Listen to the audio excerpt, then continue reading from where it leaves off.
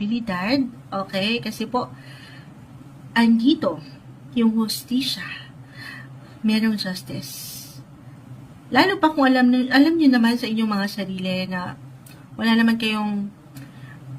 kayong ibang sinasagasaan. I mean, focus lang kayo sa inyong hangarin, ginagawa niyo lang yung trabaho ng may pagkawasto, ng kalma, ng balance. And definitely, maganda po yung ating nakikita. Okay? May improvement when it comes to relationship, partnership, or even sa mga may asawa na. Ayan. May pag-init ng inyong buhay relasyon na sobrang mag-a-apply astrologically since September 2024. Mag-highlight para sa inyong mga Taurus ang inyong 5th house of love. Love sector.